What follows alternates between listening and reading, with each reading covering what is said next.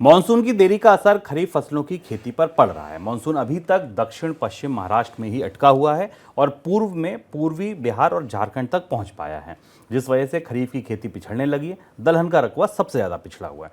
16 जून तक के आंकड़े हैं। देश भर में 1.8 लाख हेक्टेयर में खरीफ दलहन की खेती दर्ज की गई है। पिछले साल हाल दूसरा था। पिछले साल अब तक 4.22 लाख हेक्टेयर में खरीफ की दलहन की खेती हो गई थी।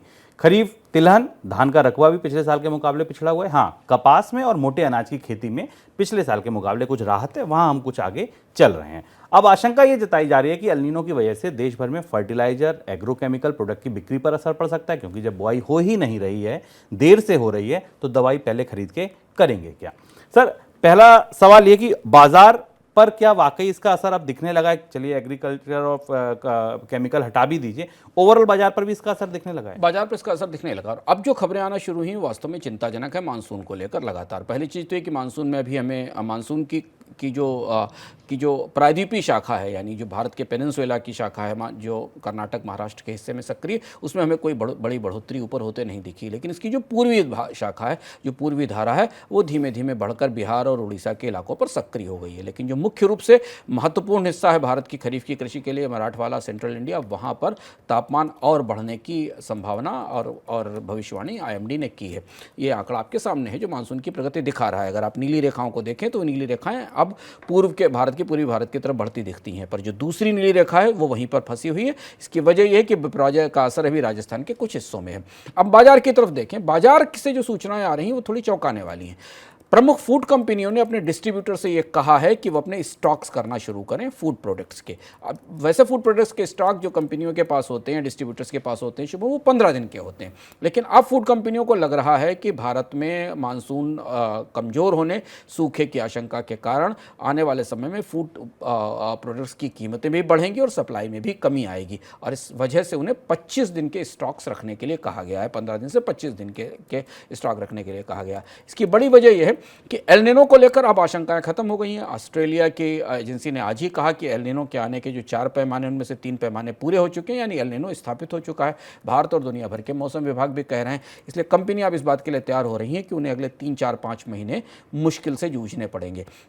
दूसरी चीज़ ये भी कहा है कंपनियों ने अपने स्टॉकिस्ट और डिस्ट्रीब्यूटर से कि वो कंज्यूमर्स को इस बात के लिए भी प्रोत्साहित करें कि वो लार्ज पैक में बाइंग करें, बड़े पैक में बाइंग करना शुरू करें 10 केजी के बजाय 20 से 25 केजी के पैक में बाइंग करें, क्योंकि उनको लग रहा है कि बाजार में ऐसी परिस्थिति में आपूर्ति प्रभावित होगी। जिसके पास जो अनाज के भंडार होंगे वो बाजार में नहीं निकलेंगे, इस बात का खतरा दिखाई दे रहा है। तो ये बड़ा बदलाव हमें मानसून की दृष्टि से भारत के फूड मार्केट में, रिटेल फूड मार्केट में दिखाई दे रहा है। कीमतों पर तो इसका असर आएगा, जिस पर हम आगे बात करेंगे। सर, आपने ओवरऑल मार्केट की बात करी, अगर हम कंपनियों के नजरिए से देखें तो क्या उत्पादन पर भी इसका कुछ असर पड़ेगा? हाँ, ये भी खबर आई शुभम की जो प्रमुख कंपनियां हैं, इलेक्ट्रॉनिक्स कंपनियां हैं, उन्होंने कम से कम मई जून के लिए, जून और जुलाई और अगस्त के लिए अपने उत्पादन में 50% की कमी करने का फैसला किया है। ये खबरें भी काफ़ी महत्वपूर्ण हैं।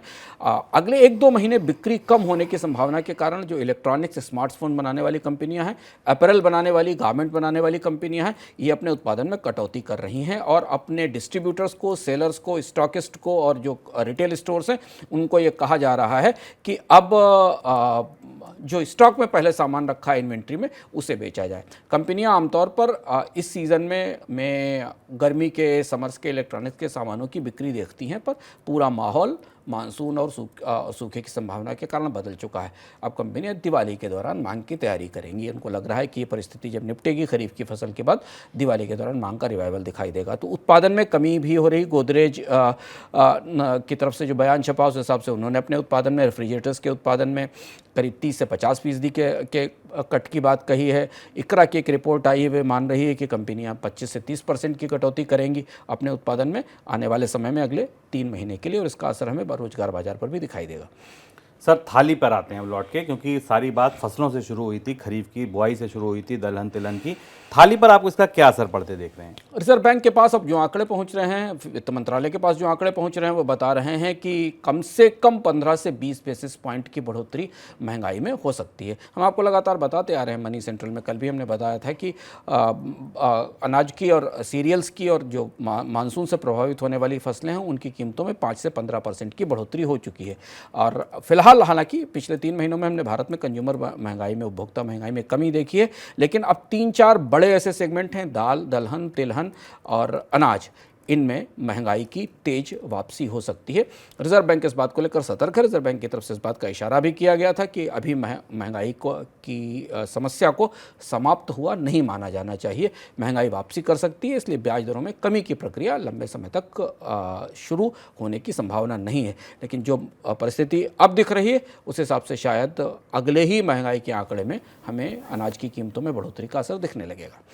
बात अभी, क्योंकि अब खरीफ की बुआई की शुरू हो गई है, धान की शुरू हो गई है, लेकिन चिंताएं अभी गेहूं से भी, यानी कि पिछली रबी की फसल से भी दूर नहीं हो रही है। दूर इसलिए नहीं हो रही है क्योंकि सरकार अब नया फैसला ले रही है। इस साल सरकार ओपन मार्केट में बेचे जाने वाले गेहूं की कीमत बढ़ा सकती है, जो उसका रिजर्व प्राइस है उसको बढ़ा सकती है। दूसरी तरफ गेहूं के जो कारोबारी हैं वो ये सरकार से मांग कर रहे हैं कि गेहूं पर आपने जो आयात शुल्क लगा रखा है उसको आप हटा दीजिए। सर, क्या शुल्क हटाने की बात कही जा रही है, क्या आयात की नौबत आ जाएगी गेहूं के? ये भी थोड़ा संवेदनशील मामला है, लेकिन अब ये फाइल भी धीमे धीमे खुलने लगी है। अब सरकार के हलकों में, सरकारी गलियारों में, कृषि मंत्रालय और कॉमर्स मिनिस्ट्री के गलियारों में चर्चा शुरू हो गई। विशेषज्ञ बात कहने लगे हैं कि भारत को आयात की तरफ, गेहूं के आयात की कोशिश की तरफ देखना चाहिए। इसका मैकेनिक्स या जो बाजार की जो व्यवस्था है उसको समझकर ऐसा लगता है कि सरकार के भीतर इस पर चर्चा शुरू हो गई है।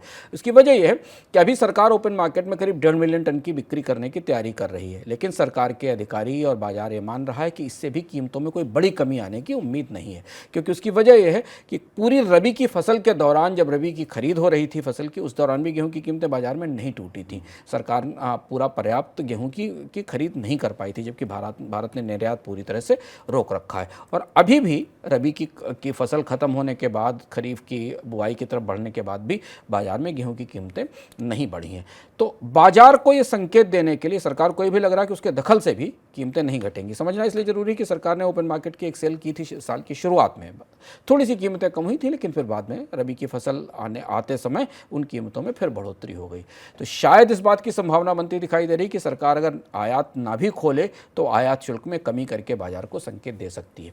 भारत में गेहूं के आयात पर 40% की इंपोर्ट ड्यूटी लगती है, यानी भारत में आमतौर पर गेहूं का आयात एक तरह से हतोत्साहित किया जाता है, डिस्करेज किया जाता है, क्योंकि सरकार ये चाहती है कि भारत गेहूं का निर्यात करे। लेकिन अब ऐसी स्थिति में अगर अल नीनो का असर बहुत गहरा होता है, खरीफ के उत्पादन में, जैसा शुभम ने आपको बताया कि पिछले साल की तुलना में अभी जो बुआई है वो 4 लाख हेक्टेयर से घट के 1 लाख 1.5 लाख हेक्टेयर के आसपास दिखाई दे रही। तो अगर ये उत्पादन और कम होता है खरीफ का, तो फिर आयात के बारे में सोचना पड़ सकता है।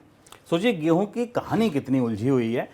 सरकार का एक मंत्रालय ये कह रहा है कि बेमौसम बरसात से कोई खास फर्क नहीं पड़ा था, बल्कि उत्पादन तो पिछले साल से ज़्यादा होगा। ठीक है, ज़्यादा होगा तो सरकारी खरीद पूरी क्यों नहीं हुई?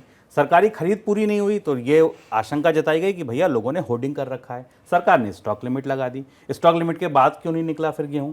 चलिए वो भी नहीं निकला। अब सरकार कह रही है कि ठीक है, अब हम गेहूं को रिजर्व प्राइस बढ़ा देंगे, महंगा करके बेचेंगे थोड़ा। ठीक है, OMSS में हम गेहूं चावल नहीं देंगे स्टेट को, ये भी एक आफत। अब कह रहे हैं कि ठीक है, रही बच्ची नौबत ये भी पूरी करो, आयात भी खोलने की मांग उठ लगी। तो गेहूं पैदा हुआ तो गया कहां, ये बड़ा उलझन है, ये सर जरा चकरा रहा है। पॉडकास्ट टीम से कहेंगे कि इस पर सर जो जरा चकराए, एक आपको बनाएं और समझाएं कि गेहूं की आखिर ये पूरी उलझन है क्या।